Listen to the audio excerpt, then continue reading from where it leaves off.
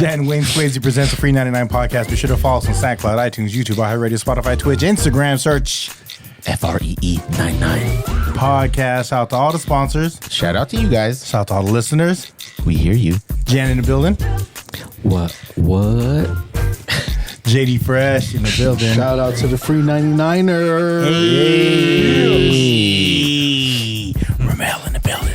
I'm on hypnotic, exotic, just polo on my body. Got the bag, girl beside me, and a friend right behind me. I'm swagging. I'm surfing. I'm swagging. I'm surfing. I figure I would do Three that. episodes. You've been 3 talking about episodes. this I've been talking about swag song. surfing for the last 2 episodes. Might as well fucking have it So as shout intro. out to Swag Server. I'm the good homie, guys. Customer service. On episode 193. 193. Rommel, please, we have royalty in the building. Please introduce who we have with us in the FREE99 podcast in the studio. I'm gonna have to get this off of my chest because our guest tonight And has you have been no hair on there, so let's go. Our guest tonight Come on. has been lying to us all for the past 36 years, and I can prove it. Please.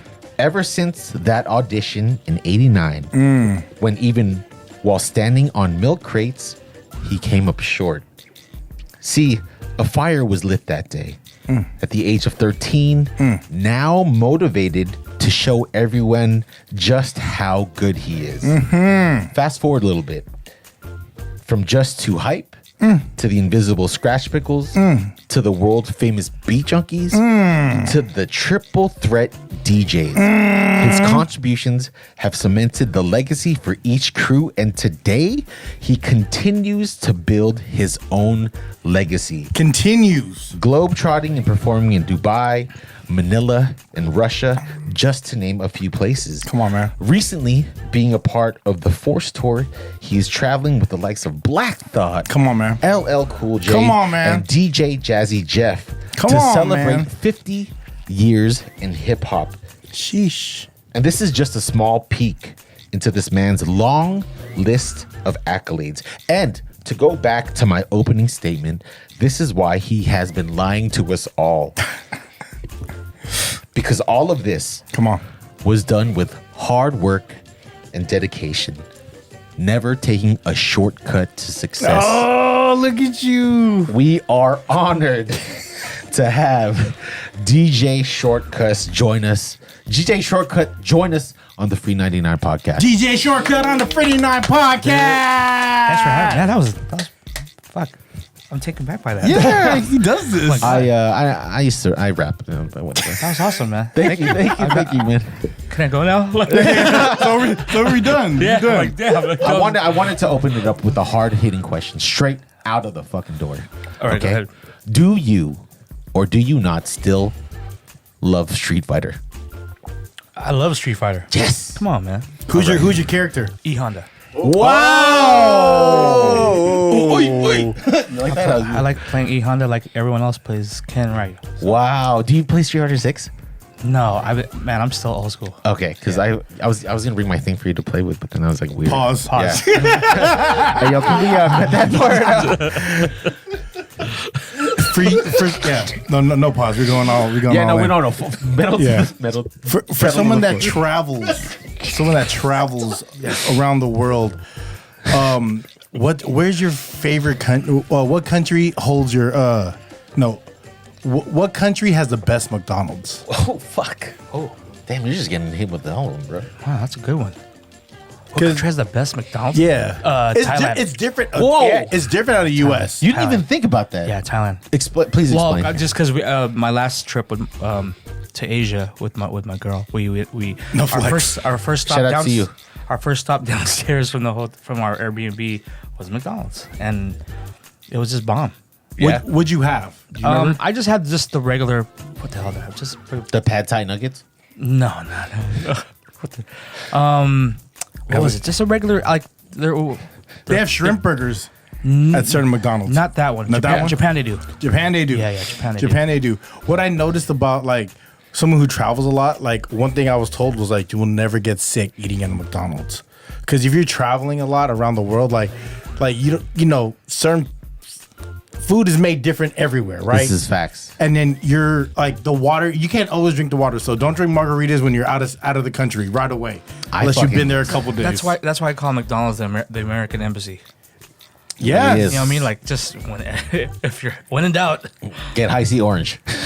I mean, you know, just Asia McDonald's. I mean, like, I don't go there all the time, but you know, once in a while, if it's like 4 a.m. and the only thing open, and you know, it's free delivery out there too. So. It is. It is. I mean, scooters. They all got scooters. But out they there. don't use. They don't. Some places don't use like Uber Eats or like DoorDash. It's like a specific one. Like in London, they have like, hey, bring it to your door. It's part of the service. Like it's like you know, Yeah. like getting like. Remember when?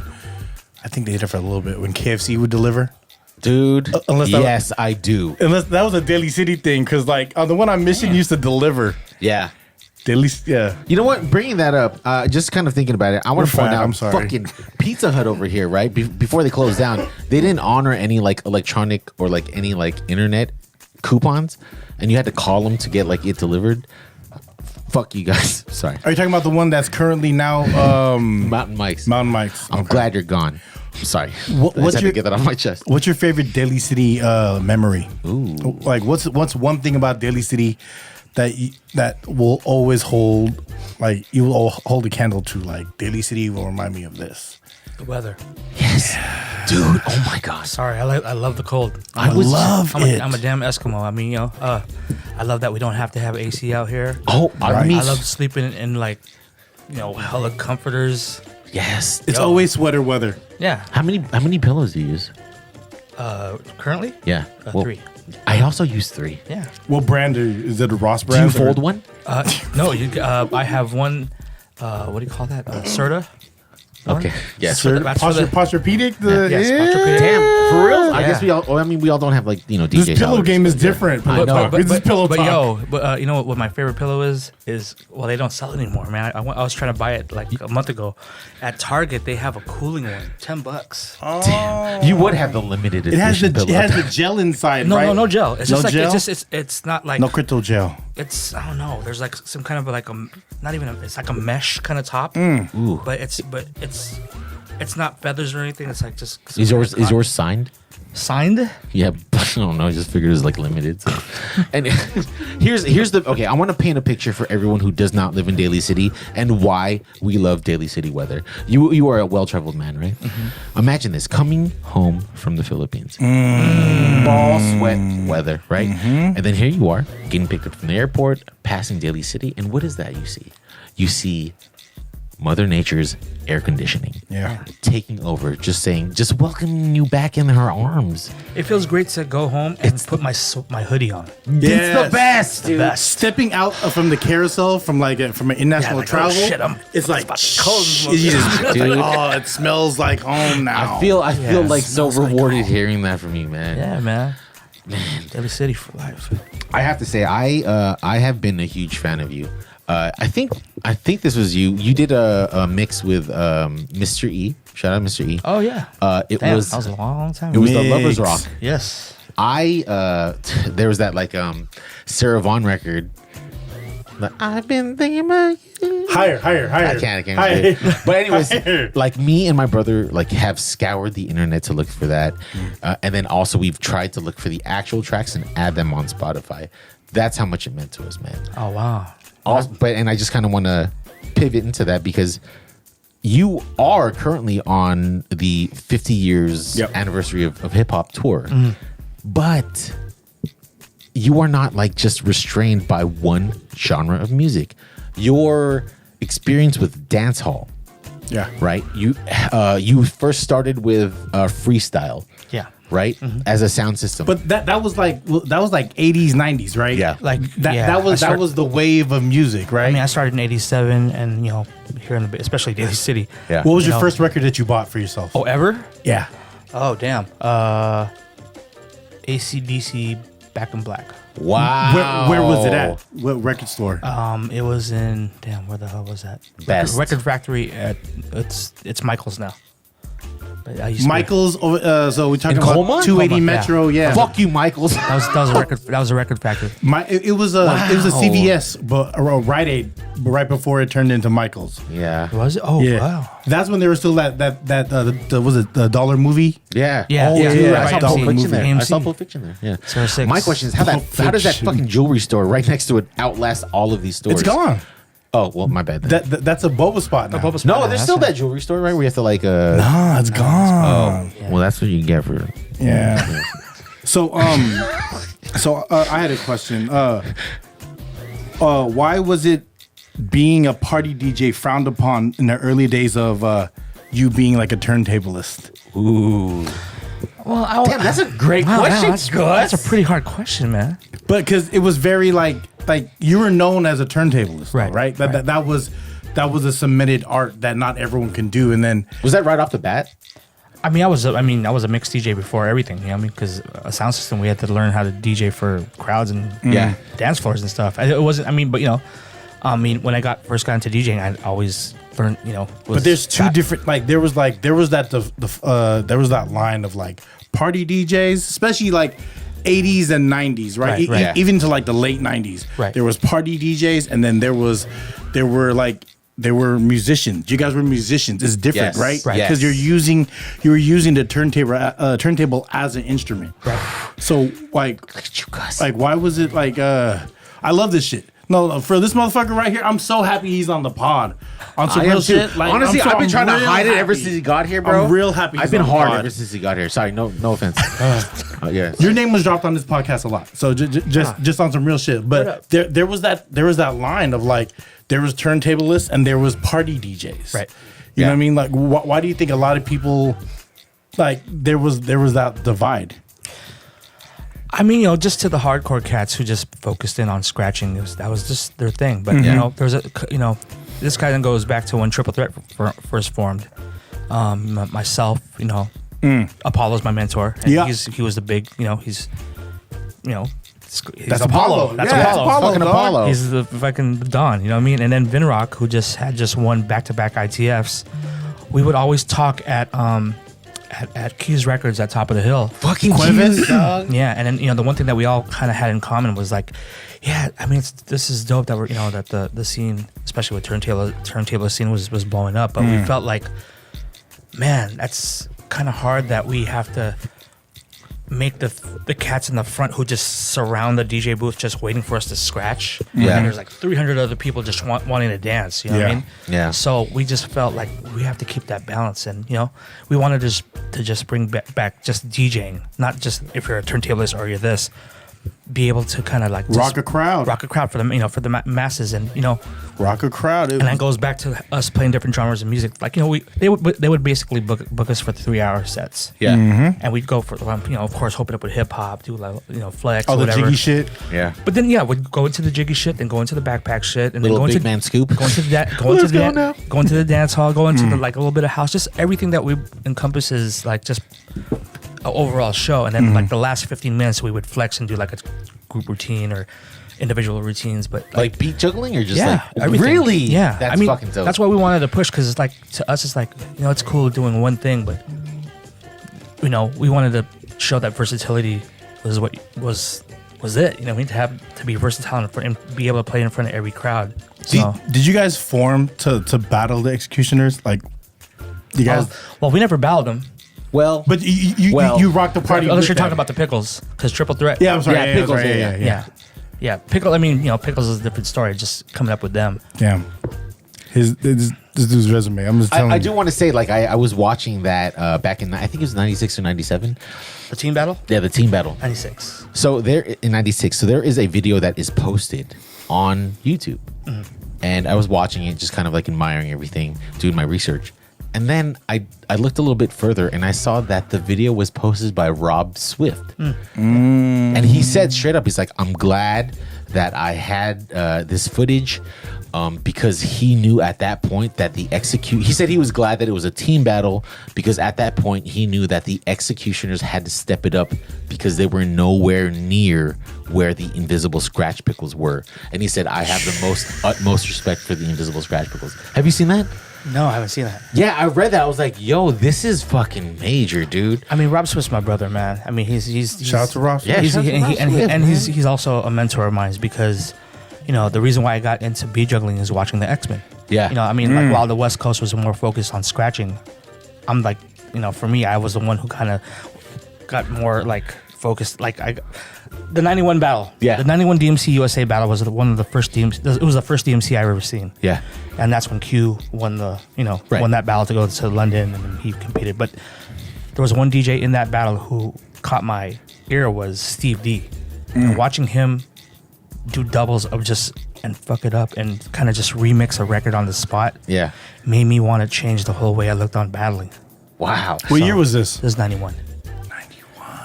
Let me ask you, that routine back in '96, how long did it take for the Pickles to get that all together? Because looking at it, even now in 2023, it was so well thought out.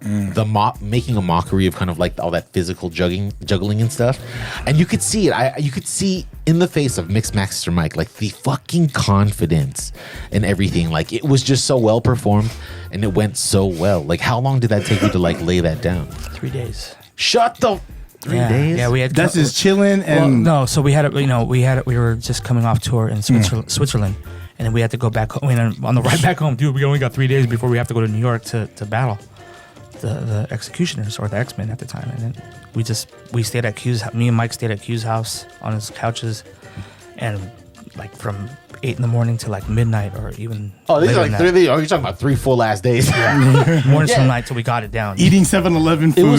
It was so intricate. Every Damn. part of Yeah. it, dude. Yeah, it was like a collage, just a bunch of stuff that we kind of came up with ideas. But that's also y'all vibing though, right? Yeah, That's just your Yeah. energy being around and knowing how to play off each other. That I think it was a lot of like, I came with all the drums. Yeah, you did. Yeah, you did. Q came out with all the scratches, and then like Mike was just instrumental of just all the phrases, all the, if you listen to all the wordplay stuff that he had in that routine, that's just, that's, I got this. Yeah. And we're like, oh shit. And then, we build around whatever he came with.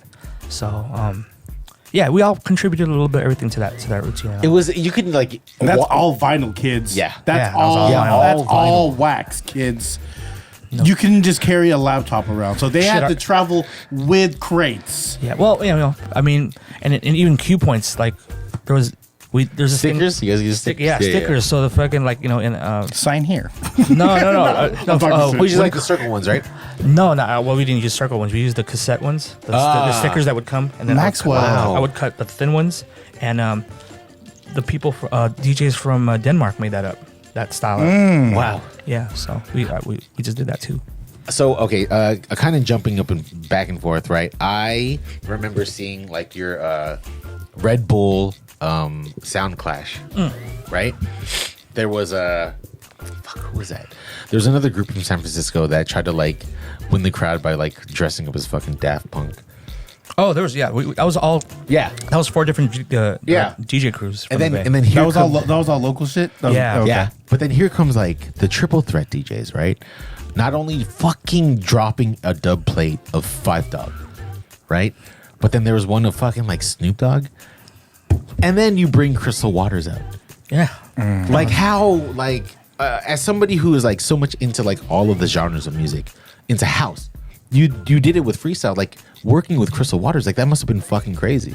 Yeah, I mean, that whole clash. Shout out to Crystal Waters. Yo, that sound clash, like me, the fellas, we'd all like, I'm more deep into dance hall than the rest of the guys. So For sure. I had them watch sound clashes for like a whole month, and just try to explain to them like how it pieced together, like how the mic man has to relate to the selector, and Yeah. how it has to be like like you said, yo, hear this song, and then, and then point at just have everything like just timing has to be dope, what I mean? Yeah. And I feel But we would also like plan it out like let's say it worked out for us that there's a third round where like you had to draw straws, and whoever you pick you have to play their genre. Yeah. And we ended up luckily picking the dance hall crew, And you're like, and we just had we had everything lined up, because let's say if we ended up getting Dirty Bird who are the house guys, I would have brought out Crystal Waters for that round. right. So it's just kind of just strategic, kind of like almost some chess move shit.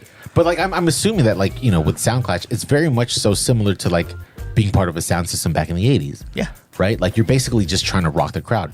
Everything you do, from like the smoke system to all of the effects and everything, the music, the lights. Yeah, I mean, more with the Jamaican sound system, Soundclash is it's definitely more on the music, and actually, that's like playing the right song at the right time, introing it the right way, having it connect, like whatever you're playing, like if you kind of wordplay, like if the hook of the song that you're playing has to do a diss, like right, yo. Something, yo, so and so, tell him. And then that if you play that one part, it kind of it has to connect. Basically, Yeah. You hella called them out. You're like, we don't need that shit. We're like, we got this. And then you like, no, that So what's funny is like big on my brother Craze. Like we found out like that the Dirty Bird guys brought out Craze, and we're like, so the thing with that Soundclash is no one knows what's going on. Right. No one knows who's gonna bring who. yeah, whatever. Everyone's just blowing whistles and shit. Yeah, well, we did that. We brought the Yeah. the whistles and the air horns for everybody for our crowd. But just it when we found out certain people, they brought certain people out. Like Craze, they brought it out for probably me and Vin because we're the scratch guys, right? So like that's a direct like fucking like. Yeah, but but when they brought out who was it? They brought out Diplo. They brought out. I didn't see that. They brought. Yeah, Out. Honestly, I was just looking for your set. What do you call it? What year was this? 2014. 2014. Oh, okay. Yeah. And then Diplo was playing all their dub plates. Major laser dub plates. They played like a Madonna dub plate. I think but the thing is, But that's not even the crew that's fucking battling, right? That's why I said what I said. I was Yeah. like, that's why I said, I gotta say this, one thing about Triple Threat, we hold our own. We don't need anyone to play on our set. So let's talk about that dub plates. How many different dub plates do you have? A lot. Can you give like a couple, just a quick rundown of like some of your favorite artists or? I mean, it's a lot of dance hall. Like we got Beanie Man and Damian Marley, Ninja Man. We got a lot of Foundation. Jay Boog did one for us. Into the dance hall, right? That was my intro to like dance hall, and you were the one that kind of ushered that for me. Yeah. That I've rebought that album so many times because right on. Well, that came out late 90s, Early 2000. Early like 2000s. 2000, I think. and that's right before the whole Sean Paul craze and then the Wayne Wonder phase, right? It just started coming out, Yeah. me and Vinrock have been, out of the whole crew. Me and Vinrock were the dance hall guys. Shout to Vin. Yeah. Shout out to Vin. One thing we found in common because he came from the East Coast and he told me what was hot. Like, Is he from the East Coast? Yeah, he's from Jersey originally. Oh, he's Jersey, huh? Yeah. I didn't know that. His logo looks like the regular the soprano, Yankees. Yeah. the Yankees logo. I remember being at a Reggae Gold. It was one of when Rollo was doing them at the end up, and then there was only 3 Asians. It was you, it was me, and it was one other girl, and then I was just in the crowd because Rollo got me. So you came on, and then this was like when Reggae Gold was still like real popping before it got kind of hood and people knew about it. Was this at Milk? No, it was at End Up. Oh, End Up. It was at End Up, and you came on, and you see like some of the OGs kind of looked at you, and then when you started playing, and then they were like, "Oh, this is like," people knew your name before they knew what you looked like, because this is like there wasn't really no social media like that, No, right? not yet. You had to watch the videos, or you had to like, you would have those Flavor of the Month flyers where you had your face on it. Yeah. But like when you performed, I remember like. You shut it down, and people were like looking. They were tripping because you weren't like like I said, we were only 3 Asians in there. Yeah, and then I mean that's always been a kind of a struggle. Just to like, how was it playing in Jamaica? it's dope. I mean I've been on the Jamrock cruise for I've been doing Damian Marley's Jamrock cruise for like the last 8 years. Damn, that's And then- fucking and- sick. And Do but, they have you know, oxtail on that cruise? Yeah. Hopefully they have to have. Of course. Can I get a promo code or something? Oh, shoot, man, that shit sold out the minute they Just for the oxtail. announced that. That's all Man, so, Did you go last minute to the 9 Mile to see Bob Marley's burial site and just made it? I didn't go during the what do you call it?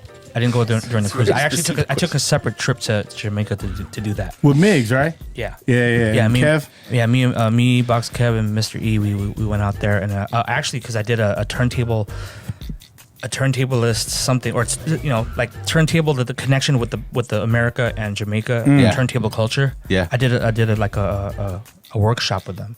So I hooked up with the earliest, like the hip hop DJs in Jamaica. Yeah. And then all the scratch DJs from the whole island came out, and I didn't even know there was a scratch scene. You know what I mean? It was crazy. Were they doing that 45s? No.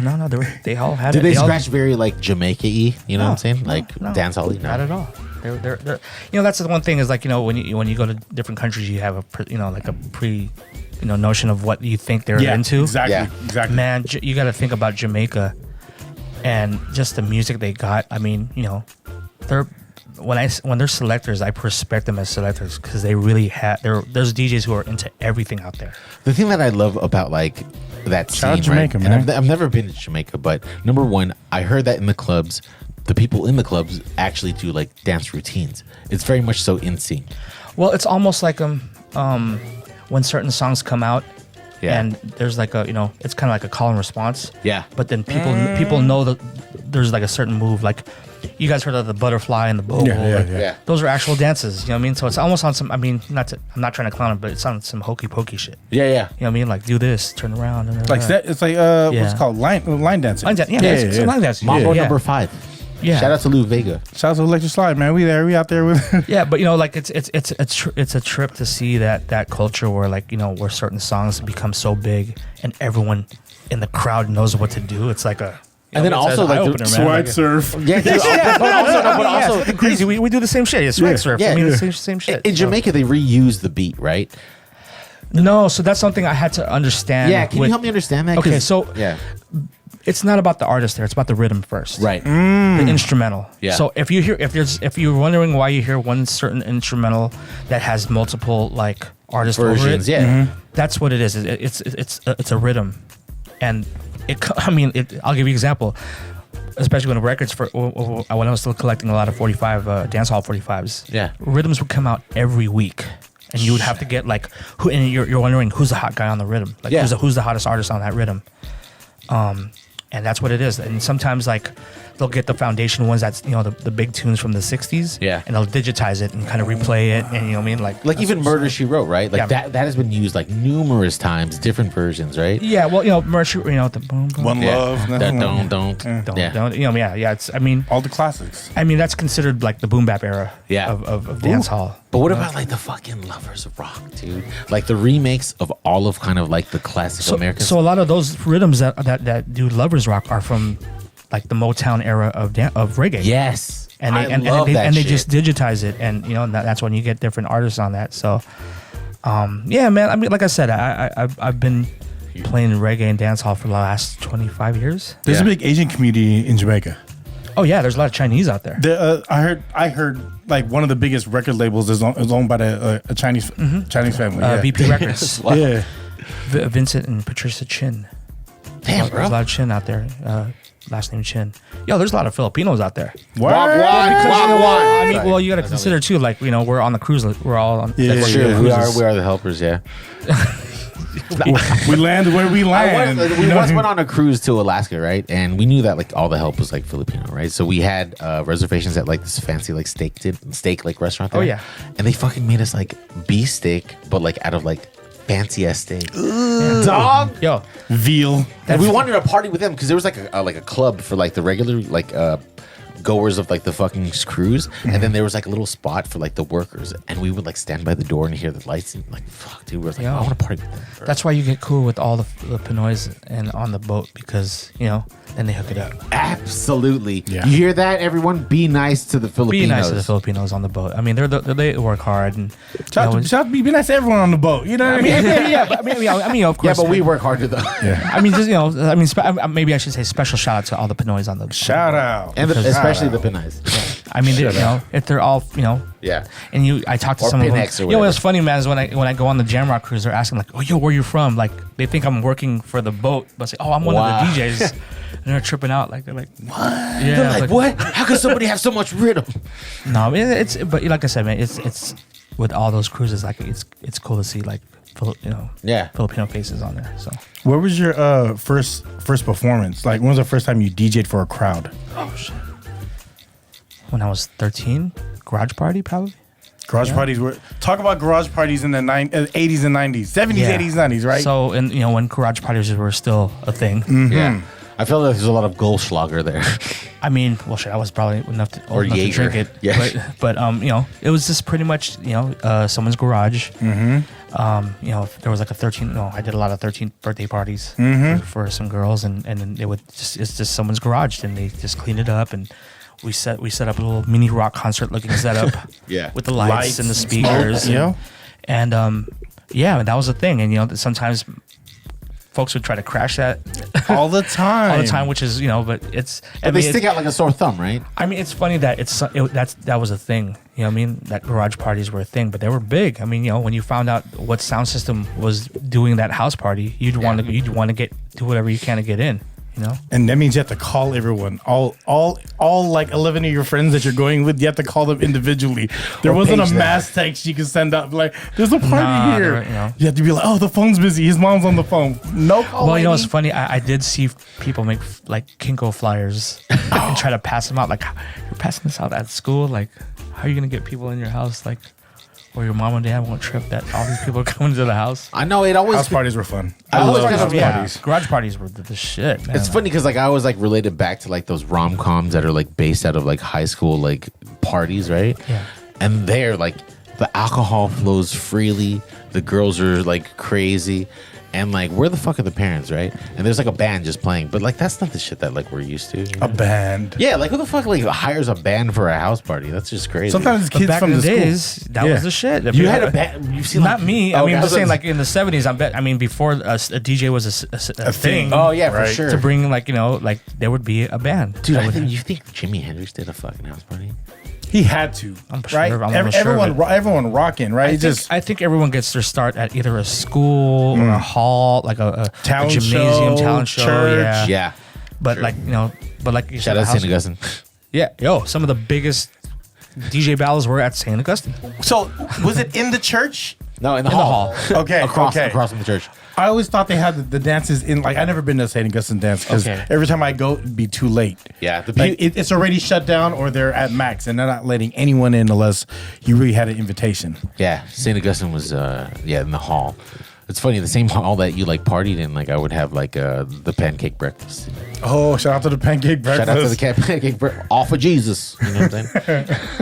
I have a question. So I did some research on you and I came across a video that was labeled Shortkut versus Russian DJs. Oh yeah. All right, so I was like, I am curious. So I clicked on this and I see you and you're just cutting it up like fucking relaxed, almost as if like you were on an Ambien, like not even like trying. And then you see like one Russian DJ with like dreadlocks who was just kind of like completely nervous. Like, was it an actual battle that you were like, no, that's what I thought. Okay. It was a jam session. Some people when they put the versus thing, it's they really kind of sometimes mean like collaboration. Like I'll give you an example. And this is I'm guilty of that too, where like when me and Cut Chemist had a project back in the days. Yeah. It was actually it was first Cut Chemist versus Shortkut. And I had to tell the guy who put it out, like, yo, don't put verses. Because like I don't want people to think that's gonna be like a battle and we're gonna judge so and so beat. So you know what I mean? But later on and they had to change it to Cut Chemist meets Shortkut. But like I think in like the rave scene when like a 2x4 would happen. Oh yeah. With on a DJ set, that's how they would be like DJ so and so versus. Yeah, because I saw the title and I watched it and I was like, yo, these kids are nervous, dog. I mean, that was a battle. All those guys who were jamming with me, they all battled each other before that. Really? Yeah, it was a one-on-one scratch battle, and I was the only judge. So there's a chair. I don't know if you saw the chair there. It's like a tall ass chair with the back of the chair is like hella high. like a tennis judge? Yeah, like one of those chairs. Yeah, one of those like but yeah, they were battling each other. And That was in Rome, right? No, that was in Russia. That was in It Russia, okay. St. Petersburg, and then after whoever the winners, I had to go. That's tennis, dog. That's tennis. I mean, but they're dope, man. The scratch scene, I gotta say that in Russia, the scratch scene is unlike any other I've seen in the world because like they're hardcore motherfuckers out there. Weren't you a judge for one in Rome, and then you asked the contestant to beat juggle, and they all got shook? No, it wasn't beach. It was actually So there, because everyone was dope in the battle, but I couldn't decide who I think should have won. So I said, well, maybe the only way to do this is see who can do everything. Oh, like a juggle to the death. No, so I told him to drum scratch for a minute. Drum scratch. And drum scratching for me, because to me is like if you can keep a beat, keep it in the pocket, and like change it up or whatever, and be consistent and be funky or whatever. Like that's who I would vote for. Yeah, of course. That's why I decided. And they were shook though. Like no one could do it. Yeah, well, no, they could, and the guy who won I thought should have won. But it just kind of shows you like who knows, Yeah, who who knows what actually time is it like is. the most well-rounded. Your arsenal. Yeah. So would you say that like you pretty much know a lot about TJ? I'm probably one of the biggest DJ nerds you'll ever meet. If you said you're one of the biggest DJ nerds? Nerds, yeah. I mean, Well- especially like right now, I'm working on a documentary of the Bay Area mobile DJ scene because I came from that, man. Well, Mr. Cut. I'm Well, Mr. Cut, I don't Was know. that exclusive? Was that the first time you talked about it? Yeah. Wow! Exclusive. Yeah. Well, Mr. Shortkut, A lot of feelings gonna be hurt. I'm not sure if you've watched the pod, but when we have guests, we like to play a little game with them. Oh, okay. And today's game is called Do You Even DJ? So all I need you to do is I'm going to ask a question, kind of give a scenario, and all I need you to do is guess which DJ this is. Oh, these are actual people? These are people. Is it multiple choice? Nope. Oh. All right. Are they local? Some are. Okay. All right, ready? Yeah. First question. This DJ once had to eat lunch in a phone booth while returning back to school. Additional hint, her dad was a TV personality.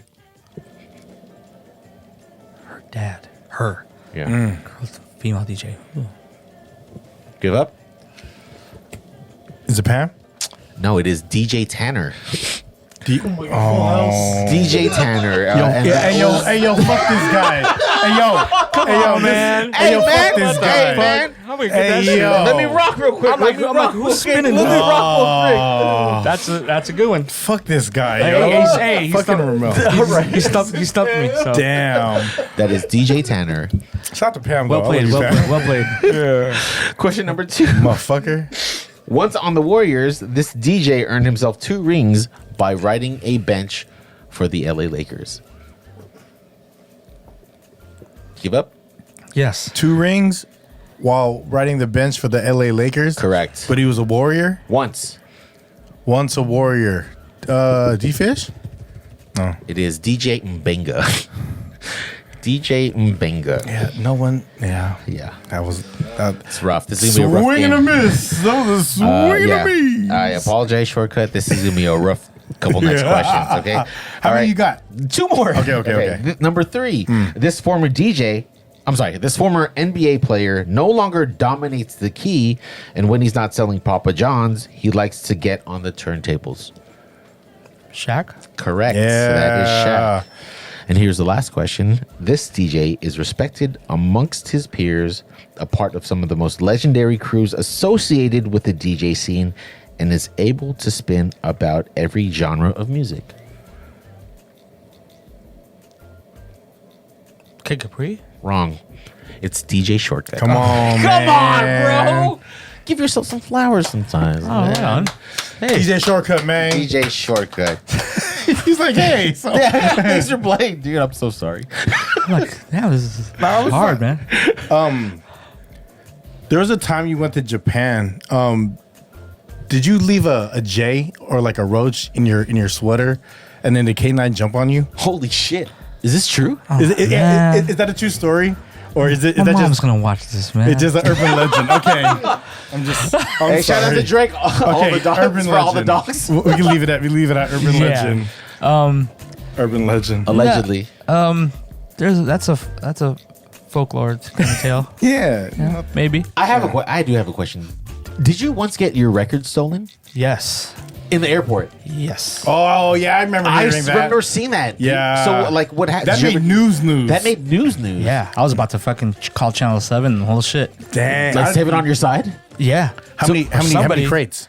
It was one crate. I had a triple threat. We had a gig in Phoenix. And this is a couple of this is Arizona's so weird. This is 3 days. No, it was in Frisco. It was the base shit. Frisco's That's- even Yeah. weirder, People bro. know what those look like. Yeah, you know what I mean? it was 3 days before 9/11 Oh wow. when it happened. So So there were two tragedies. So we missed the flight, and then but we ended up getting on the next flight. But we checked in all our crates in early. And when I got my record crate on the carousel in Arizona, my shit was hella light. I was like, oh man. Wait, hold on. So it's not that they stole the entire crate. They opened the crate and stole the records. Because it was sitting. Yeah. Cause, Wow. Cause your flight was delayed, right? Yeah, so it was sitting. Yeah, so and SFO was a wild time. SFO, right? Yeah, SFO. Yeah, So when I got back to SFO from the flight, I was like, yo, I went to the luggage center. I was like, yo, I want to know who was working here from this time to this time. They stole like a bunch of my records, Right? And at first they were giving me shit because like it's like, what was in there? And I said records, and they were kind of like, it's just records. Giggling, yeah, exactly. No, yeah, it's just records. I'm like, motherfucker, this is my shit. Yeah, this is my life. This is how my I eat. livelihood. You know what I mean? Yeah. And and in my head, the first thing I thought in my head is like, damn, I gotta find doubles of all this shit. And there was some like crazy shit in there, I'm assuming. Dude, amazing, like fucking $50 James Brown records, 2 of them, so it's like $100. So, I mean, that's the time that you can really like lock that shit up too. You know what I mean? So, Yeah. Did you ever get them back or? No, I didn't. But what? Fuck you, SFO. Sorry. Well, I mean, the airline, United gave me like, they were telling me to do an itemized list. I'm like, how am I gonna itemize almost All of that, 150 yeah. Did you make records? Was it a good list though? I mean, yeah. I mean, The get back as far as what they gave you back in compensation, was it? like, It's never worth it. it's not. I mean, they gave me a couple of G's, but at the same, Shit. All right. Yeah, but dude, I found all of that. What? Give me a free flight to frickin' Japan, and then I'll probably feel better because most of those records I bought in Japan. And you feel kind of like violated. And you're starting Well, from the and- beginning and- again, right? Your collection as far as Well, just the records that I brought Yeah, to yeah, yeah. for gigs, because like, dude, the only thing they left in that crate was reggae. They took all my funk, soul, and hip hop records. Damn. Yeah. We know who you are. We know we can figure that out. It's Yeah. definitely not. Maybe a Filipino. Maybe it's definitely. Well, yes. which is dumb is because at the time I used to with a knife I used to kind of carve my name in the middle of the record. on the sticker part? No, not even on the sticker, on the vinyl itself. Oh, You shit. know when the record plays it to the very end. Yeah, yeah, Like yeah. on I would some tag- Rocky I would- Loves I- Emily shit. Yeah, I would etch my name in there just if my shit ever fucking, you know what I mean? Circulated. You could just kind of look in the middle like, oh Yeah. shit. And then people would tell me like, yo, I bought a record at what do you call it? At Amoeba. Amoeba, yeah. And And it it has has your my shit name in on it? it. I'm like, oh yeah. Well, Wow. So whoever stole it was a failed DJ. Fuck you guys. You know what's fucked up too is the person that bought it at Amoeba's. I don't know if they're looking for the name. they didn't know. I mean, I'm If sure they just open it and be they like, prob- all right, it's clean wax, right? because realistically, not a lot of Amoeba doesn't look highly on it if you fucking try to take the record out and kind of inspect it and shit. When you buy it, you pick it up and you put it. Yeah, they don't like white glove it. No, as far as the buyer at Amoeba. Yeah. Like the Yeah, the worker. they ain't tripping off Yeah. that. Yeah. It's more of like if it's they already know if it's a promo that just it's a piece of shit record. Yeah, the buyer, I mean, was Yeah. probably just ready to go to her drum circle or something. At like the lower store. Anyway, so do you have any? I have a question for you. Do you have a question? Go ahead. No, go ahead. No, please, please. Go, bro. So, do you have any like favorite music related movies? Wow, that's a good one. Kill Bill. One was man, High Fidelity. Rockers. like Marty Jannetty and Yeah, Shawn Michaels. Right, tell us what the plot is. Rockers with who was it? Jacob Miller and Inner Circle. Gregory Isaacs was in it. It's just about This is like 70s, right? 70s, yeah. Yeah, that's a deep cut. That's B-side for sure. No, it's one of the most famous like Jamaican movies ever. Oh, see, I don't know. Yeah. So if you ever watch it, I need to reevaluate my love for music. Then. Yeah, I mean, no. It's just it's just like, I mean, for me, like I said, if it's a soundtrack, it's just a lot of legendary records came from that the actual soundtrack. So And Weren't you in a Gap commercial? yeah, damn, yeah, I was. Was she smoked out? Was that? There was a chick there. Was she smoked out or no? No. She's Okay. hella cool. Shannon Sossaman. She was in a Knight's Tale. Tell us about this Gap commercial. How that come Sossaman. about? So my manager at the time got me in there and Rob Swift. Was it Badilla? No. I'm sorry. Christine? Yes. No. Christy. Her name's Lan Pan. and she got us in there, and yeah, it was just a campaign that they were doing for like I guess whatever the new line was, but it was us for the DJ thing. Daft Punk did one. Juliette Lewis from Natural Born Killers did one, and then I forgot who else was part of that campaign, but it was dope. Like it was. Yeah, you know, it was like the first time we shot it at Universal Studios, so it's funny, like out the sound stage, you can see those trams that pass by with LPs. Yeah. And, you know, I was on the opposite side waving to them. Like, it was a trip. But, yeah, that was dope, man. I was, you know, got my SAG card from that. Oh, you have a SAG card? Yeah. Flag. Yo. No, it was just a trip. that. It was a trip just to kind of I'm gonna learn. eat when you eat. No, it was just a learning thing, like, you know, because like I get, you know, that's where you can get like, I guess being part of SAG with as far as like the, you know, insurance and stuff. That's like fucking that. tight, dude. Yeah. Well, I mean, I'm not part. I haven't been in that for so long. I haven't, you know. No, but like we know inside you are though.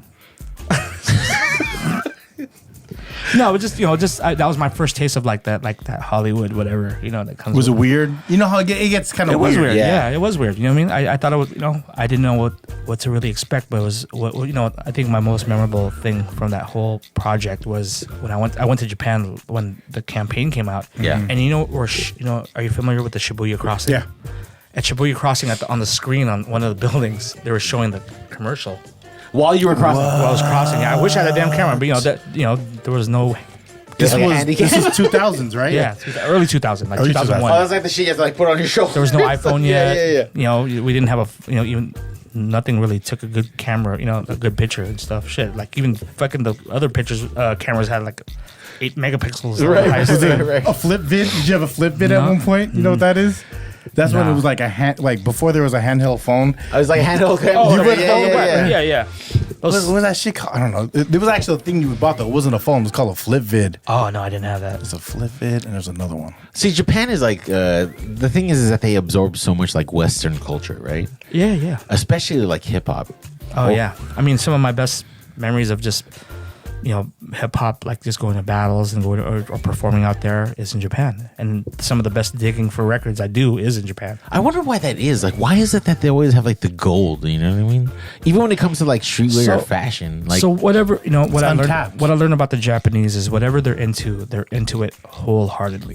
Or like not just like the surface part, like what they want to know, the ins and outs. Yeah. The originators, who did what, to, you know, even to the fine detail of like who played drums on this record or something like that. Yeah, You know, dude. They're like that with their lowrider culture too. Like Yes. they fall all the way in. You Yes. know what I mean? Yeah. And I love that. I love that schools teach Yeah. like the music, like the, you know, it's another like they're like b-boy things like a PE class, right? Right, It's right. just to get active. No, Yeah. they're really into it, man. I mean, that's why, you know, one of my best friends lives in Japan. He's one of the past DMC champions.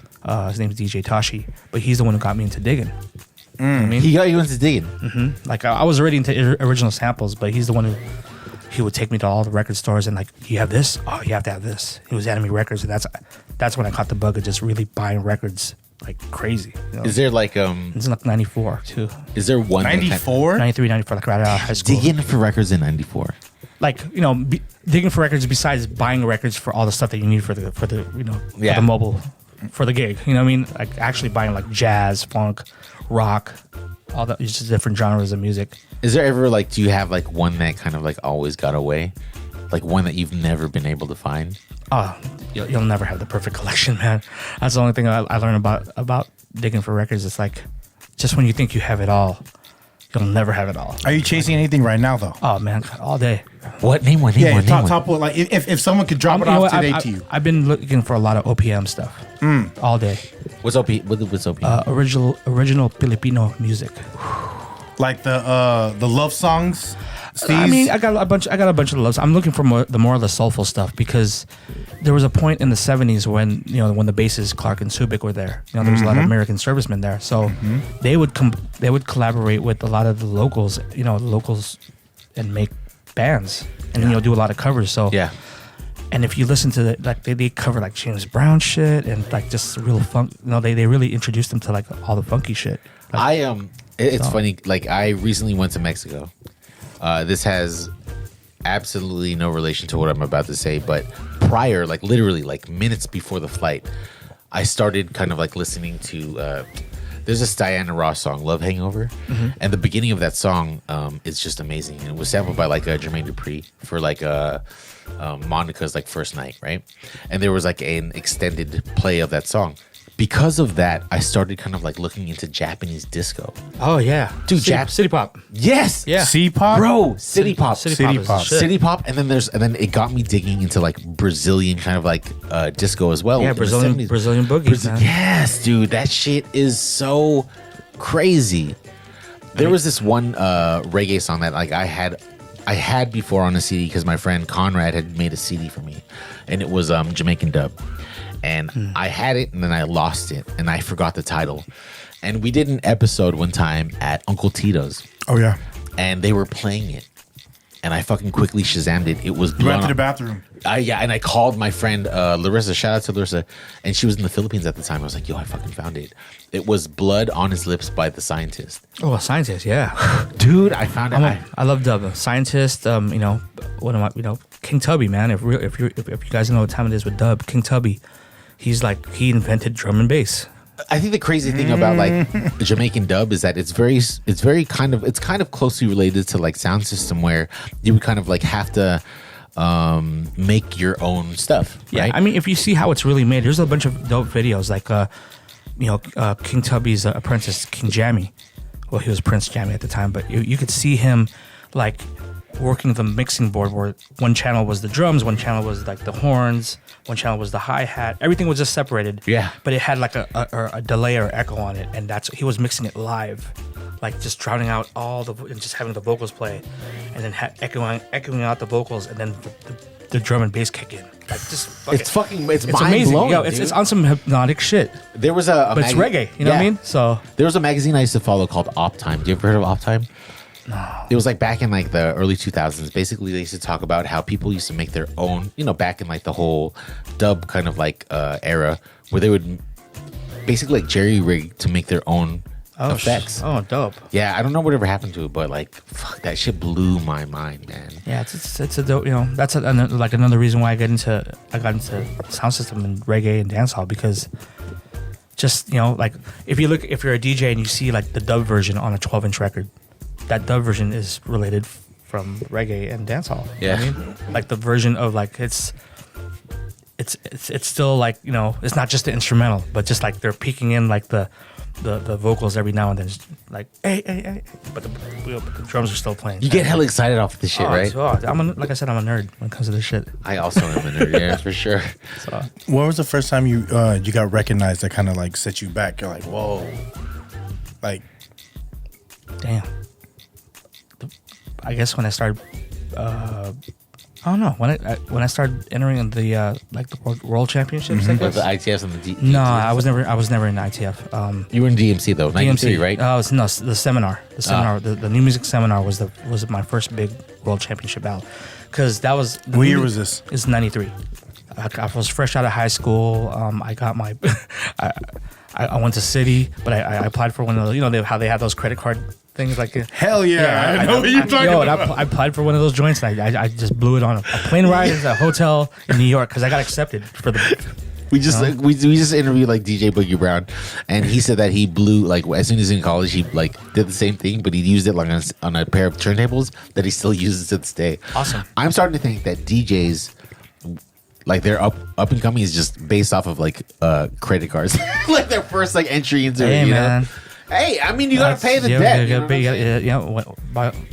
How you can if you know. Right, get it how you get it. Fucking better than me, man. BMG, fucking 30 fucking CDs for 1 penny, and then you're paying like 30. Yeah, they fucked me. A lot of soundtracks. Yo, you're buying a lot of soundtracks. That's how I found Green Day, though. Oh shit! Shout out to Soundgarden. Yeah. Yes. Do you have a favorite mix, like a mix CD that's out that's your one? Because like 2 of your mix CD, mix CDs, something that I made. Yeah, 2 of your mix CDs were like a real staple for me for a long time. Like, because music heals, right? And then like that So Much Soul, it, like introed me to a lot of different music, because I was a Radiohead. Like, I listened to the radio. That's what I listened to. You know what I mean? And then like I think I got it at True. Oh damn. Yeah, I got it at True, and then and I popped it in, and it never left. Like, it was one of those CDs that always stayed in my deck because I was not trying to hear what it was at the time, because this was like 96? No, 2000. 2000s, yeah. Because I worked at radio, and it was like I needed a cleanse. So I always went to the reggae parties. You know what I mean? I always Border Cantina, Storyville. Like, hey, did you ever go to Give Thanks on Thursdays at downstairs, the Club 6?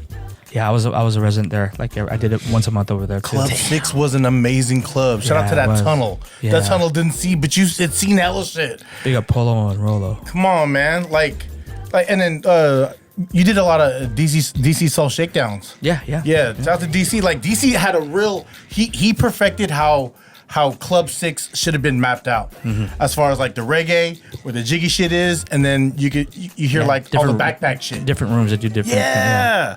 And that was also like, shout out to Randall, like Shout out to Randall. Mission Rock was a real thing. Oh damn, Mission Rock was a real thing. It's part of those too. Like, I didn't know you then, but I always watched you work, because I was like, damn, this motherfucker's killing this crowd. Everyone here is wearing brown and green. They killing it right now. No, dude, it was a different era. Like that, I love like my love letter time to school was like that era of being out, like chasing the DJs you wanted to hear. Well, you know what I mean? And I think music was definitely in a different place at that time, because the balance of new shit and classics were really like heavy. You could still play all the heavy, the classic stuff. Yeah, that's a good point. And people react to it. People. A lot of clubs were still on wax, and then it didn't go to like it didn't go to like CDJs. Not yet. And then when Serato got built in, but it was a lot of like, you had to have the wax, and then that's how you're gonna hear the songs that you wanted to hear. Carrying your crate through a crowd. That's why you had people with you that was under 21 carrying crates for you. Tell him, just grab that mic. Tell him their story, bro. Yeah, man. Yeah.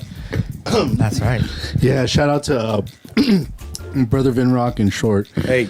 A lot of my first young adult drinking experiences was because I was allowed to hold a crate. Even if it just had like whatever, half amount of records and some wires, as long as I could hold it, it was like a fake ID. Yeah, that was it. Yeah. That was the golden ticket. Oh, he's with us. Yeah, he's that's McLovin, dog. It was easy, no questions. It was like, I got crate. I'm holding a milk crate, man. I'm wearing a fitted hat and I'm wearing tennis shoes. I'm in here. And I'm a jersey. And I'm 19. Damn. What dress code? Good times. So I remember like vividly in my past that when Qbert used to live right off of Geller, kind of like near that 7-Eleven there, before they built all the condos that kind of like obstructed the view. Yeah, he used to have like just random parties of just, like random people there, and I remember getting called by this dude, and he's like, "Yo, come over here," and I go there, and it's Qbert's house, and I was fucking tripping out. Do you remember that time? I came over to Q's house a bunch of those times. Yeah. Okay, cool. Okay, I didn't make that up. I can see that happening. I know. I was like, fuck, I didn't make that up. I just want validation, dog. Thank you so much. Yeah. No, it was It was so different then, right? Like, I don't know. Nowadays, do you listen to any new music? Yeah, I do. Is there any stuff that you into? A lot more, just more soul stuff. Damn, that was a really big sigh.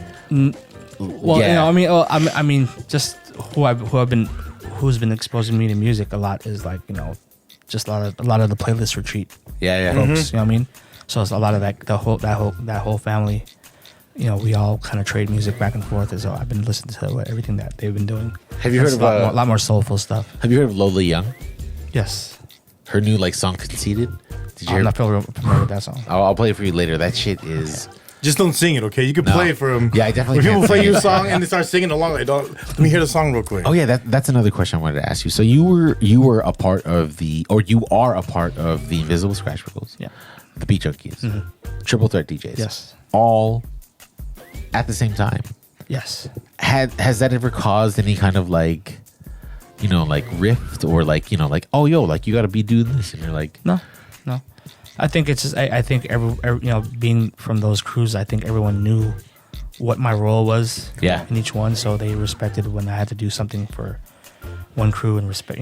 Balance in the universe. Balance in the universe. It's fun. And your contributions to each one too. My brother Ronald, shout out to RB because if I call him Ronald, he'll get upset.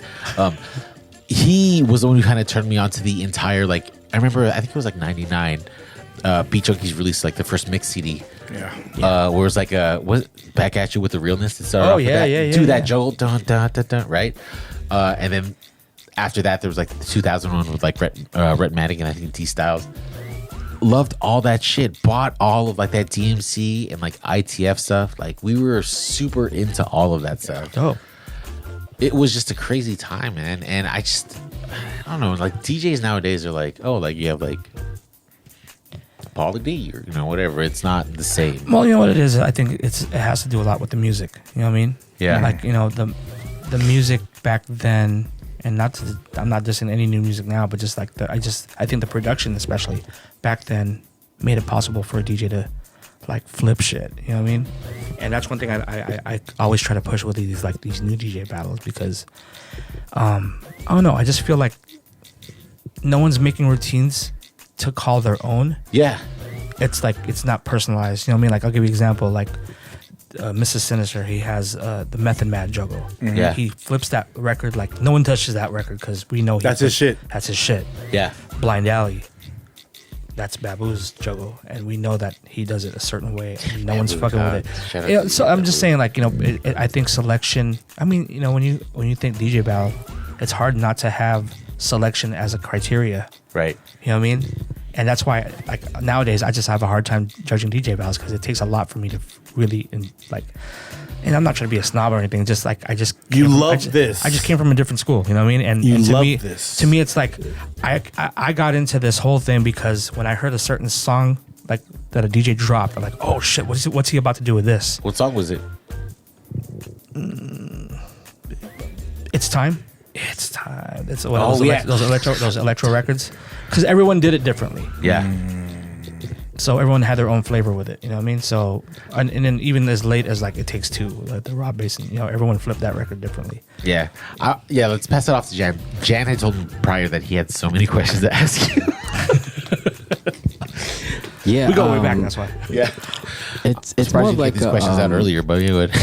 It's more like a appreciation for you, Short, because I was trying to think of what to say. I only say like one or two things like during the whole show, or in life as well. Right. So I came up with like more than 10 things, and I'm gonna just try to go through it because we're kind of like getting close to time. Nah, fuck it, you do it.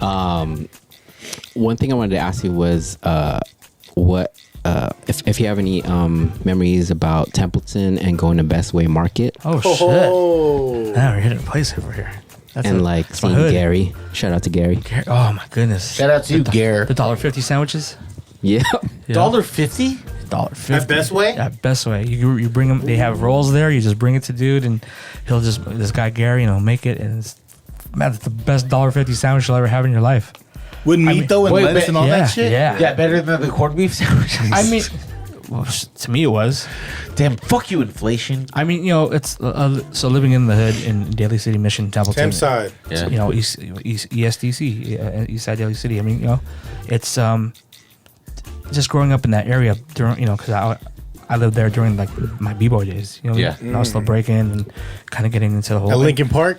No, it wasn't even Lincoln Park. It was at Frankfurt Park, or that's the one in between Best Way, right? Like right up, right around the corner from Best Way. Yeah. And then I was a rocker too, man. I was into metal, so I got into that. Everybody in my hood was into like metal too. Shout out to Death Angel. Yeah, shout out to Death Angel. Yeah. Like, just the whole hood, like you said, Mission, Templeton, man. It made me, man. Ooh, I like that. It made me. Yeah, because I like just because all the DJs who I love it actually. All the DJs who lived in that area too. It's just so influential. Breaking and everything. So yeah, like how you said, rocker. One thing I always appreciated was being able to say that we're in the same crew and that Shortkut is our DJ. As the Concrete Rockers. I just want to say thank you. Absolutely. Wait, you were a Concrete Rocker? Yeah, I was a Concrete Rockers Shout DJ. out Concrete Rockers. That's what I'm saying. With Jam, we were all at the science hall. Wait, you both were Concrete Rockers? Yeah. Do you have the jacket still? I never had a jacket. How come nobody has the jacket still? Because they were expensive. You could buy a hat for like Dove. A snapback. But being part of Concrete, I loved it because we all were just boom bap like hardcore b-boy, like we're the hip hop heads, while everything else was like real local, like like Cortez sporting derby style jacket wearing, like we were all like Pumas and fat laces and I mean, we're just b-boys, man, and we all like-minded. Were other gangs trying to get a hold of you as well? That's what Jack. No, if you listen to this, you gotta relax, Rommel. Next question. Sorry, go ahead. Next question. Let's not go there. Next question. Next. Yeah, as a concrete rocker, we heard about your becoming a scratch pickle, and we were super happy about that. We watched the Vestax turntable workshop every day. Oh, damn. Just to be like, yo, that's short, and like look at all this stuff that he's doing. Was he Shortkut then when he was a breakdancer? No. Was there a different name? Long cut? No. Oh. No. Just John.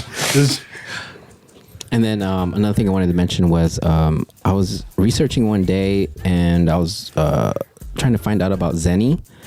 And the only thing I found was like your tweet about Zenny. Oh my goodness. And I was man. like, That man, call sure. back. If I had, man, I just want to hear that voicemail. That was the best. Wait, Yeah. what's that? She lost someone stole her pager. So this Filipino chick definitely had a big, heavy Filipino accent. Yeah. She was complaining that she lost her pager, or someone Some stole. stole No, her sorry. pager. Why is No, this sorry. one kicking up Somebody memories right stole now? my pager. Yeah. It's a voicemail. I know was a the one voicemail. who I know the one who has stole it. Stole it. And if you could put it back. It was- Put it back where you took it. So, yo, Zenny, if you're Take it. watching right now, Zenny, come on. that voicemail, everyone would put that on their Mixtapes. no, right? dude, we On would their voicemail? put that as their voicemail On your when people called. pager. On your page. So it got around that much, and people would just crank. Like I remember And she never got her pager back. my homies would like they would put it to a pager number, and it would just go like 992-12345 1234 1234 1223. You know, just numbers go up and up, or just crank everyone to call that, and that's how big that thing. And, they made a house song out of that. Wow. Classified Records made a house Shout out song. to Classified Records. Yeah, Hey, Zenny, I hope you're getting your royalties. yeah. I hope you're getting your royalties. I heard that shit on KML. I think I was like, what? And she still doesn't I have her think the hook pager. was dog. somebody stole. Oh, Somebody dude. stole my pager. I don't know if it's because you're a DJ or how you said that, but I can feel the rhythm. Oh dog. yeah, yeah. Think of it. Voicemail era. Yeah. Voicemail. All right, two more things. There was a mural painted of you. Yeah, Wow. yeah. That's Remy, crazy. right? Remy Martin. Yep. It's a campaign they did with DJs all over the country, and like the New York one was Molly Marl, Red Alert, Coco Chanel, and Spinderella. Wow. And like the LA one was like Yella. But for Frisco, they got me for that. So. That's what's up. Yeah, they did. That's what's Yeah, up. I'm thankful, man. Like that's a big one. We had like a reception party for it in Frisco. That's what's up. Yeah, man. Yeah, that's crazy. Like normally you have to be like a rapper who passed away or something to get a mural. Wow. Yeah, that's what I'm saying. Yeah. So Shout out to Real talk. finding the 2 Box Killer. That was a fucking really poor. Come on, man. That was a poorly timed statement. Come on, I'm so man. sorry. Anyways, what's the next one? All right, last one is one of my favorite things to watch is the end of the Invisblskratchpiklz performances. the synchronized shit. Yeah. Yeah. So I just wanted to know like what like did somebody make that up or like 3 y'all did. days. 3 Y'all did. days. We would just all do certain. So Q's thing was like I guess he was part of ROTC, and they would come up with drill things and I'm sorry he I think he mentioned Tahitian dancers where they would Yeah, it's very. It is very. Yeah, it is very similar.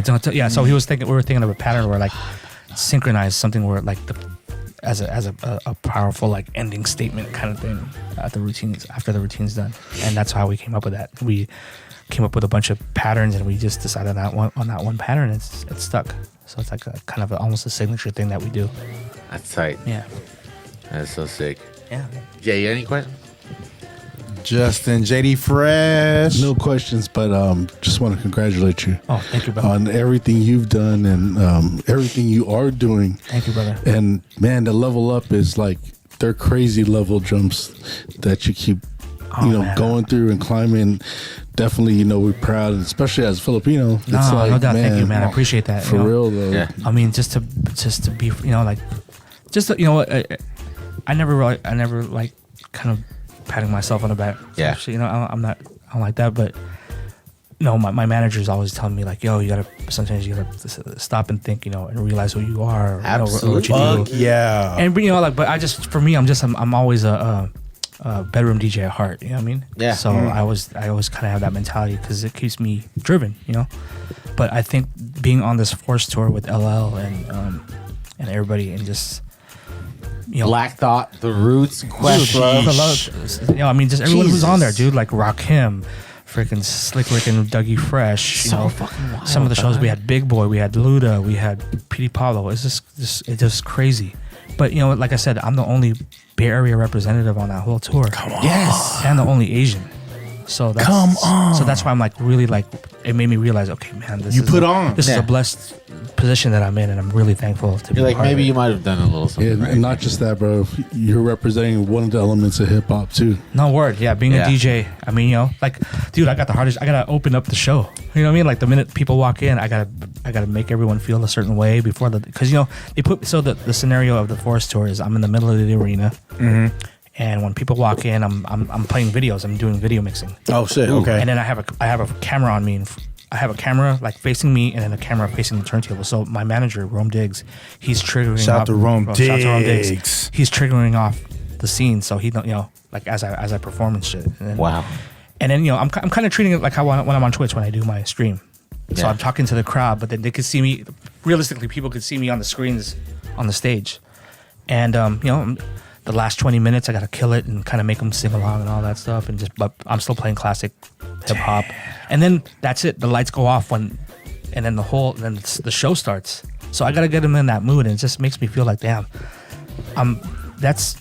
big up my big brother, the magnificent Jazzy Jeff. Yes. Hey. Jazzy Jeff. Legend. Man, I can't thank him enough. He's co-signed me so many times, and I just For a reason. and yeah, No, real hey, talk. man. You know what I For- mean? He has, You man. really out here. I mean, like it just for him to have that confidence in me to do that, because because I think Questlove was asking like, yo, we need someone to open for the show. He's like, Got it. Jeff was like, you gotta get short. Say I'm like, less, yeah. Thank you. And to be able to do that and just kind of add that element, like that show, You are a part of this history. Yeah, you know what man. I mean?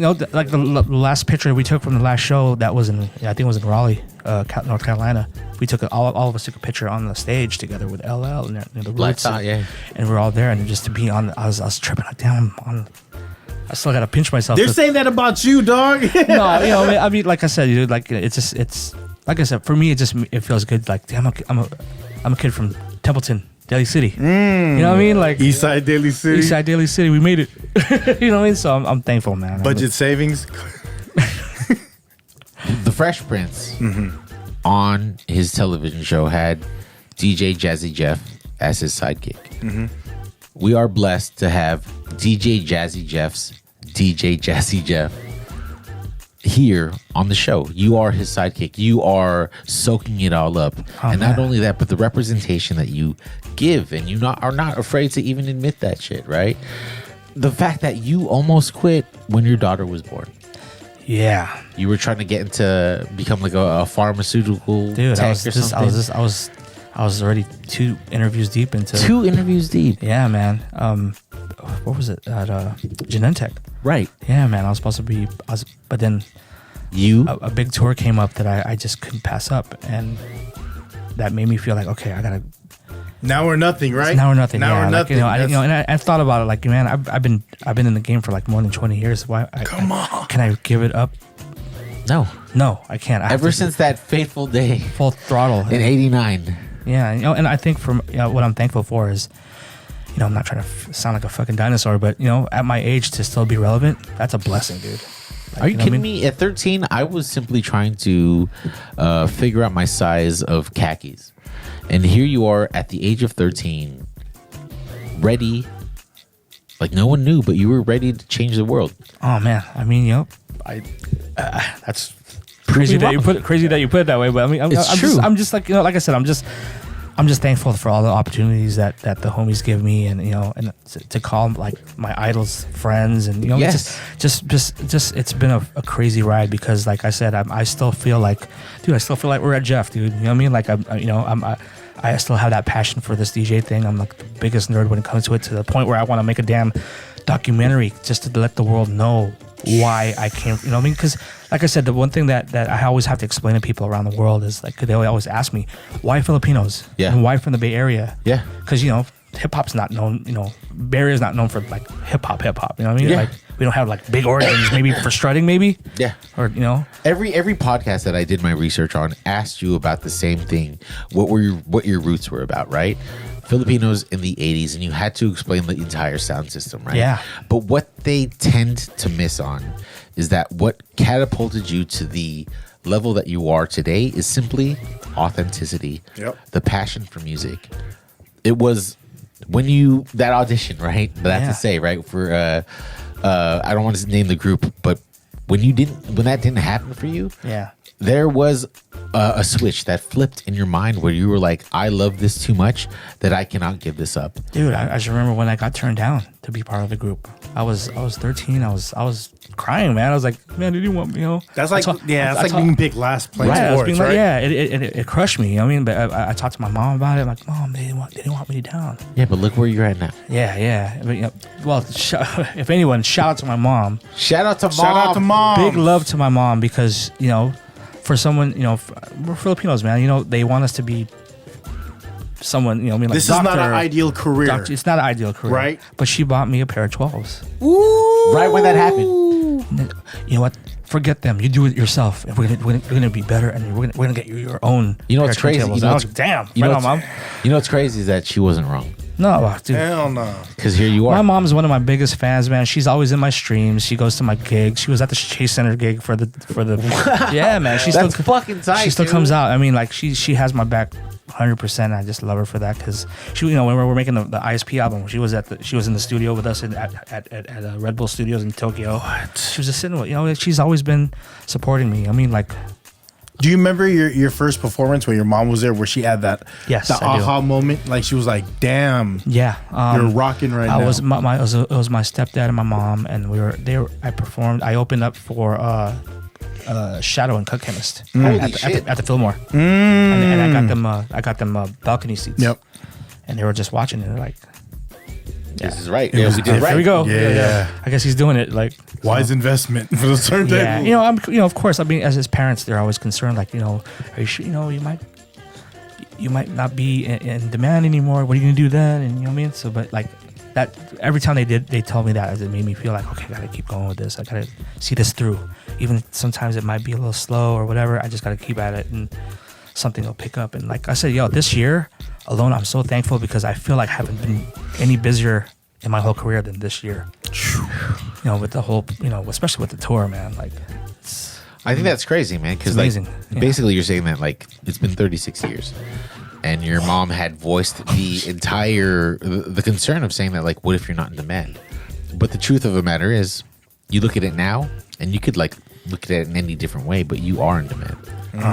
Thankful, bro. Like I said, it's a blessing. So, you're like when I started the podcast, there was like a wish list of people, right? There's also the list that of your homies you wanna give flowers to, and then there's the ones that are the untouchables. You were an untouchable to me for a long time. You were you're that dude to me. You know what I mean? Like, you introed a lot of music. Like, we didn't have Shazam back then, right? So we had to be like, you know what song this is? Like, having like your mixtapes were like an intro to me to like breaking out of what was like the cookie cutter like hip hop that I was forced to listen to. Yeah, as when those tapes were coming out, that's what was Triple Threat. That was our main goal, was to kind of just break stuff that was new that people just weren't up on, or hip hop they weren't up on, and just like like I said, breaking classics too, man. Breaking classics. Yeah, I think that's a never ending thing. I think that we, as an elder selector, that I try to do in every set, is to break classics to the new generation, because there's like stuff that folk, these artists are sampling now that they have no idea that there's an original to that. Yeah. So I'll be the guy to kind of keep that fire, you know what I mean, or carry the torch for some of these artists who need that recognition, or should be recognized for that song or whatever. Yeah. And just wrapping up, anything you want to share with your audience, with the FREE99 Niners? Oh, yo, well, thank you guys for having me. First and foremost, I appreciate you guys. I mean, sheesh. Yo, like I said, man, I'm proud to be from Daly City. I'm proud to be a Filipino. And I'm proud of, it is the 50th anniversary of hip hop, and to be on the tour of the 50th anniversary of hip hop. Man. Yo, big up, like I said, big up my big brother, the magnificent Jazzy Jeff. Big up the maestro Questlove and the whole Roots fam.